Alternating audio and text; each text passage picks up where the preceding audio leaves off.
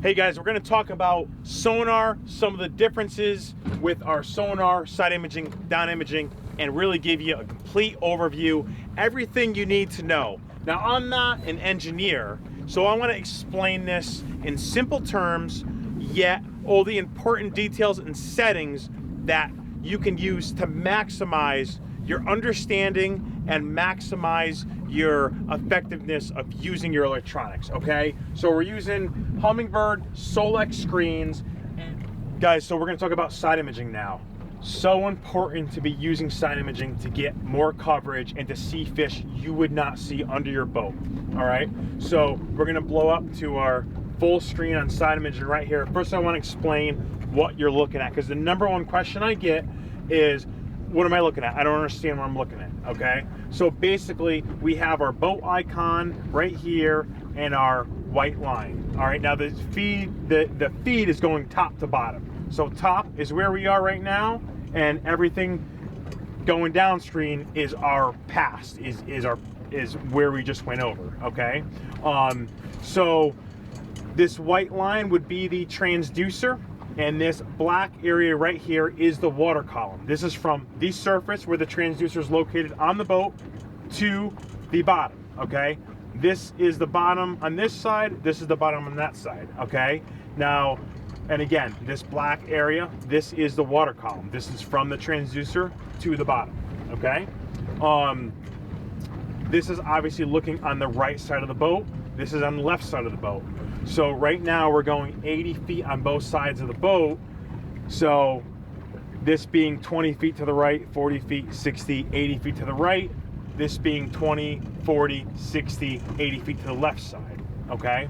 Now, I can adjust my range, and this is real important with side imaging, would be to scan out further, okay? So I'm gonna give you an example of, let's go out, okay, perfect. We are at 130, I'm gonna even go out a little wider just to really make this dramatic.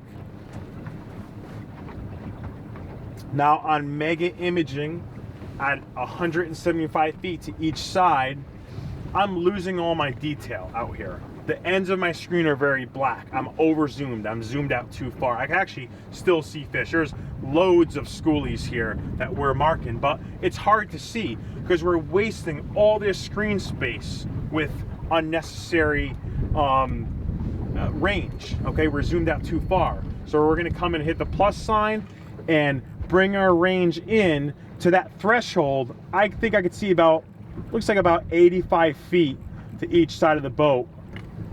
Right now is where my best imaging is. Now, how far can you look? Depends on the condition of the water, your water depth. As you go shallower, you'll have to zoom in. When you're deeper, you'll be zoomed out more, okay? But right now, I got a full screen. I'm looking 85 feet on each side of the boat, so covering 170 feet total. But I got perfect imaging, and I can actually see some striped bass. These aren't the best marks, they're really small fish, but we're still marking fish on to the side of the boat. Now, let's say I wanted to cover more area. Here's some more fish coming up here. Again, these are small school-sized fish, not very big. They're about 15 to 20 inch fish, but we're marking some fish right over here, okay? Now, if I want to cover more range, let's say I'm looking for a wreck, okay, and I'm just scanning the water. I could go to a lower frequency, so I'm going to tap mega off my tap bar, and I'm going to go from mega imaging to 455, okay? And 455 is going to give me much less detail. You can see the difference right there. I lost all my detail, but what I can do is I could scan way out here, and let's go out to 150 feet on each side, and I'm going to be able to cover a 300-foot range. So if I was looking for a wreck or structure, I would go to 455 and get a lot more range. Once I'm fishing or I get near, let's say I locate a wreck or I locate a rock way out here, looks like we just went past some, might be a rock there. Oh, that looks like a boulder. So this is about, let's see, that was about 110 feet to the right side of the boat. Now, once I get close to that, I would switch back to 455, zoom in, I'm sorry, I would switch from 455 to mega imaging, go back to the high frequency, zoom back in, and get that nice, crisp, clear image, and really be able to dial it in and really be able to identify what I'm looking at. Okay, so let me explain what chirp is, because right now we're running our side imaging and we are chirping. If you look at our frequency range in the bottom right-hand corner of the screen, we are running 1050 to 1275. So we're running, sending out a range of 225 kilohertz range of different frequencies. Okay, so we're basically, what you need to know about chirp is this: it is sending out a range of frequencies and giving you better detail, better imaging, better target separation with side imaging, with down imaging, and with 2D sonar. Okay, so when you look at your sonar frequencies, if you're chirping, you're going to get a range. Okay, if we were using our 2D sonar on a high frequency, we'd probably be running somewhere between 170 and 200. Okay, with our side imaging, as I explained, we have that range of 1050 to 1275. That's our frequency range for chirp. Okay, the next question I get asked most often is, what do fish look like on side imaging? So right now we're marking fish, and this early spring, these are very small fish. These are just schoolie size striped bass. They're 15 to 20 inch fish. I just zoomed in here. These are all shadows. Okay, sonar is comparable to a flashlight in the sense that it hits the fish and the fish casts a shadow. Well, here is a lot of striped bass on side imaging. Okay, you could see fish in the water column and to both sides of the boat, basically out to 100 feet on both sides, is a really thick school of fish. You can see their shadows very well, and you can see the streak of the fish in comparison to the shadow. Now we're moving 0.1 miles an hour, so we're getting more streaks because the fish are staying in the beam for longer time periods. And obviously there are a lot of fish here, so you can really see those shadows on the side imaging, and this is what you want to see when you're looking for fish on your side imaging. So next most commonly asked question is, how far is the fish off the bottom on side imaging? Can you tell that? Okay, so to answer that, the best indication is how far the shadow is from the mark.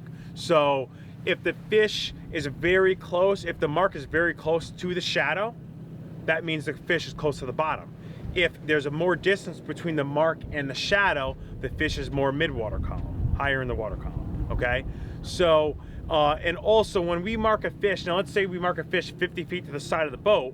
Okay, that means that that fish is 50 feet from the transducer. The only way to really tell if that fish could actually be 40 feet from the transducer, because it could be 10 feet up in the water column too. So what we do is we use that distance between the mark and the shadow to indicate how far from the bottom that fish is. Here is a quick screenshot of side imaging just to help clarify any confusion. You can see the water column is the black area in the middle of the screen. The white line in the middle of the screen would be the transducer. That would be the surface. And you are looking to the bottom, going right and going left. Now, if you look at the numbers on the top of the screen, that's showing you the range. So right now we're ranged out to 109 feet on each side of the boat, and it shows you, it breaks the distance down into quarters. So, 22, 54, 81, and 109 feet. The actual fish marks, I highlighted a few of them. There's dozens of fish in this screen, but you can see those kind of long streaks. Those are the actual fish. And remember the flashlight analogy, the fish create a shadow, and you could see dozens of shadows. I put a couple arrows to a couple of the shadows, but those are the shadows from the fish. So coming into our settings on our side imaging, we could increase and decrease sensitivity. Okay, and this is, you're gonna have to fine tune this a little bit. Generally, I like my sensitivity set a little bit lower than my contrast. That will usually make things pop a little bit better, but you're gonna have to play with this. You can also adjust your palette to and choose different colors of palette. I like where the palette is right now, so we're gonna come back over here and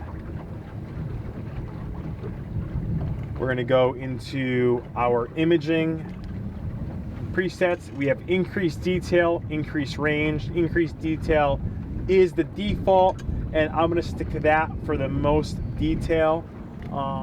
Guys, I hope this video helped a lot. I'm Mike Roy with my cameraman, Andrew Ray, and I hope you like these videos. If you have any questions about the sonar, please comment, please subscribe to our channel, and stay tuned for more content. Catch them up.